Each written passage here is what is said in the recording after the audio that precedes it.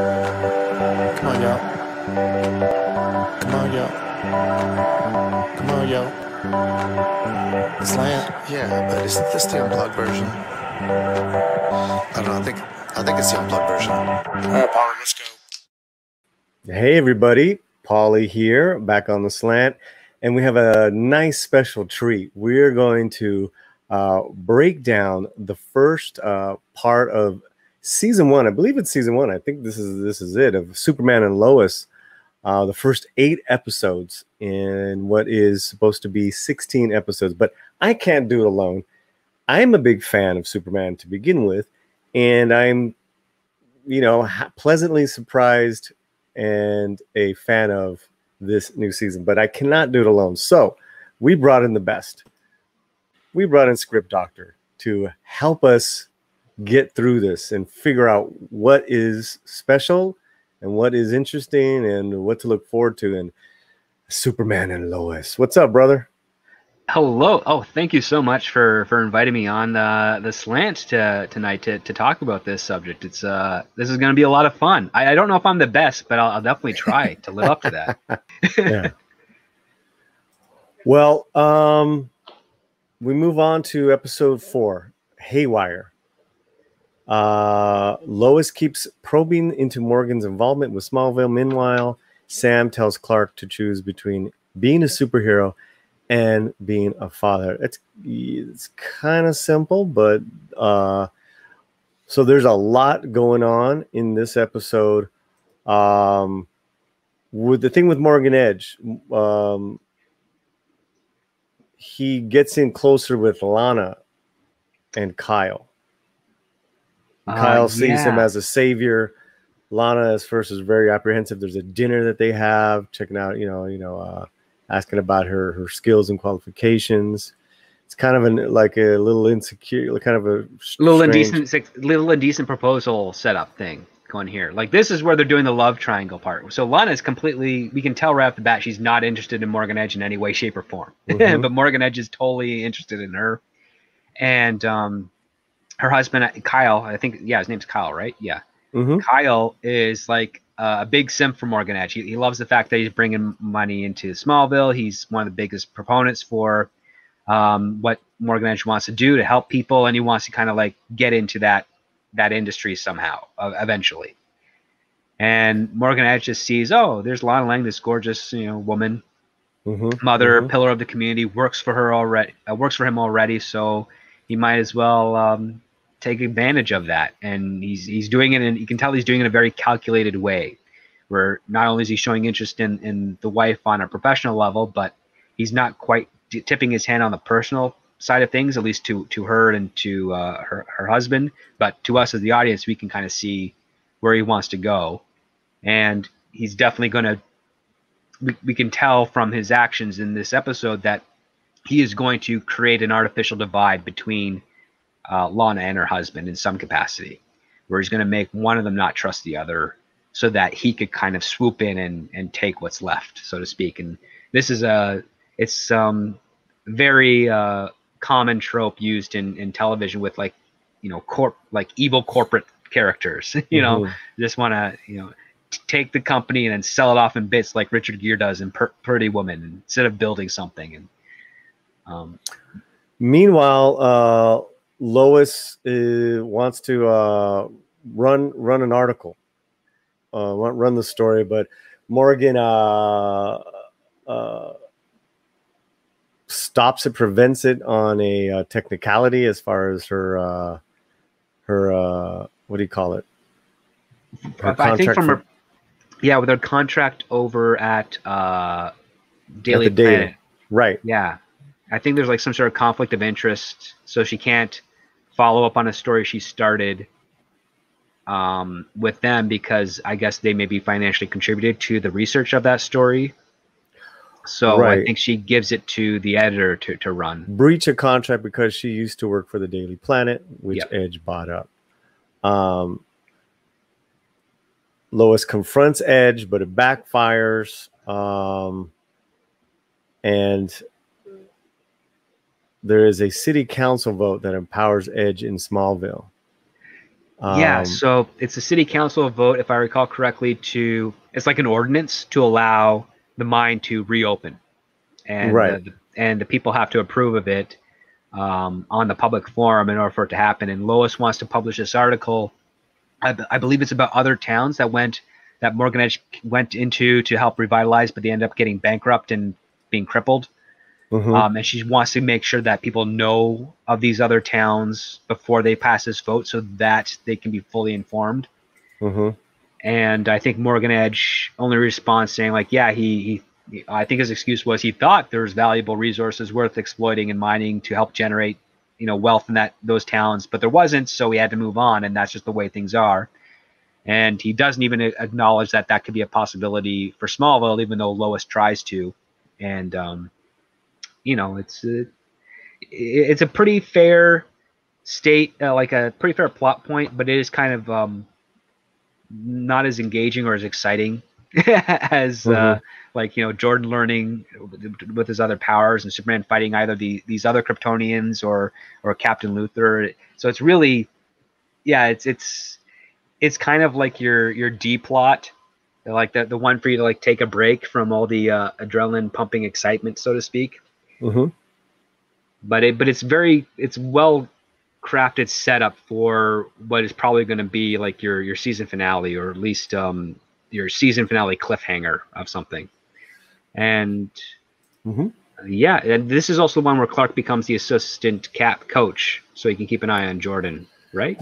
Which is good for the family, but not good for crime. And Sam Lang reminds him, and they have a conflict because there's, I guess, more criminal activity or supposedly, happening. And one being Thaddeus Kilgrave breaks out of a prison transport, a scientist radicalized by Superman. Kilgrave has gadgets up his sleeve that are dangerous to Superman. Yes. So, that's right. Because Clark has relocated to Smallville, he's not kind of flying throughout Metropolis as frequently as he used to. And criminals are thinking that means Superman's gone, so they're getting a little bit more ambitious. And Kilgrave, who I think is Toyman, because he comes up with all these weird chemical stuff. I might be wrong, because again, Toyman has a couple of different identities in the comics. But yeah, he escapes, and he kind of, I guess, holds parts of Metropolis hostage in order to see Superman. So Superman, he's being challenged by his father-in-law that you got to still be Superman all the time. And Clark's saying, like, yeah, I'm gonna do it, and he ends up succeeding, but finding that balance. And I think this is also where Jordan's finally on the team, and the Asian kid has the cast, and they go to like a party, a football party, where there's like some drinking and some stuff going on. And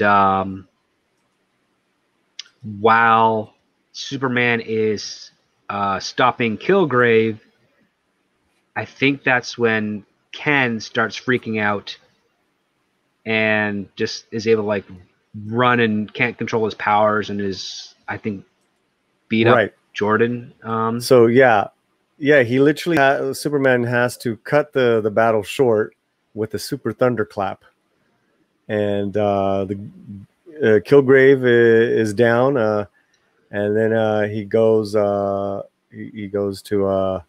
take care of his sons. Yeah, because I think Superman just finally gave them like the sound emitter so that he can pick up. And excuse me. And this is where I think Jordan and Sarah kind of rebuild or start building like a new friendship with a little bit of flirtatious undertones.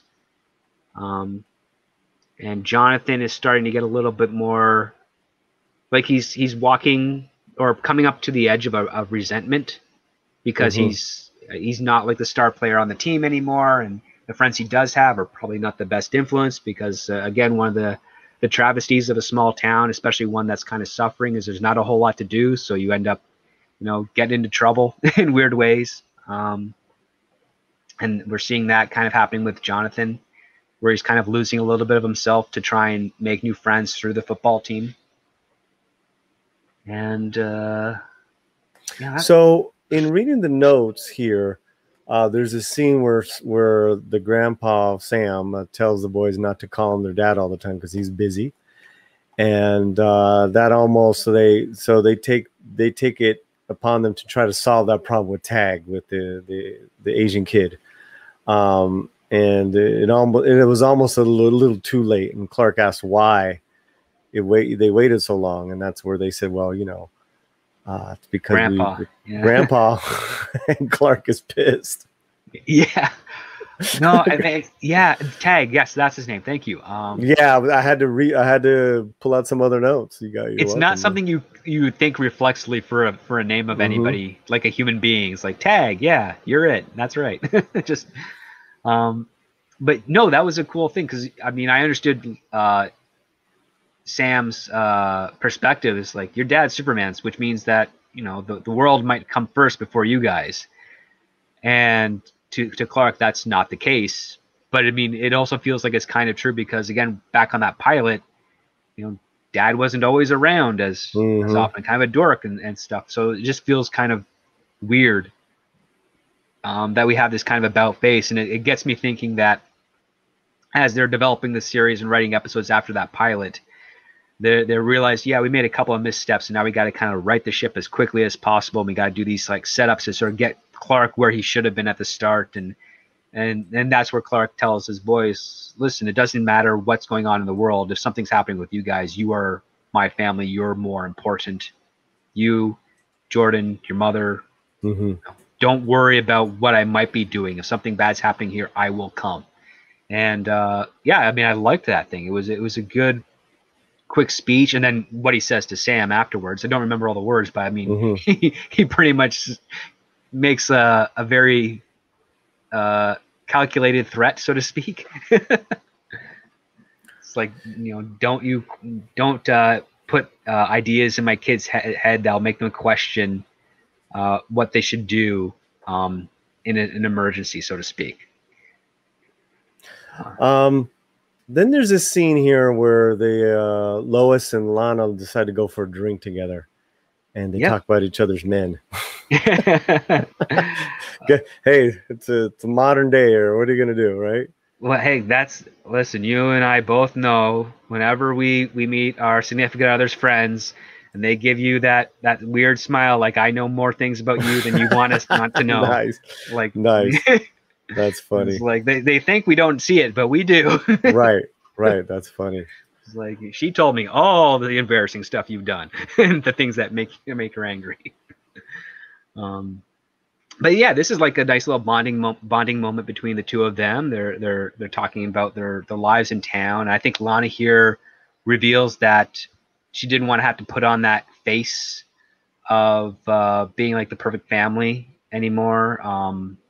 I think this also goes back to a little bit of heritage, even though it didn't come up in that episode. But she's talking about how her mom encouraged her to do the things that she did because it was what made Smallville great, and it was good for the family legacy for her to be here. But we find out that Lana had her own ambitions, that she also wanted to leave at one point and see more of the world and maybe experiment with other career opportunities and paths. But she decided to stay, and she feels like there's a little bit of regret, but also that there's a little bit of opportunity to sort of still do those things through Morgan Edge and whatnot. And so they're kind of balancing back and forth these two perspectives. And Lois, of course, is upset that she's in a new job. Her dad doesn't really like to listen to her, and the whole town is kind of ignoring her warnings and trying to reconcile that. And it's a nice, sweet little scene, and these two get to kind of shine and build a friendship, which we know is going to manifest. I mean, they're both good people. They both have their head on straight, and they both want to do what's best for their families and for their town. Even though Lois is kind of an outsider, she still feels like Smallville is a home because her husband's from there, and she's visited many times, and she's a very adaptable woman. So. Come on, y'all. Come on, yo. Come on, yo. The slant. The slant. All right, Paulie, let's go.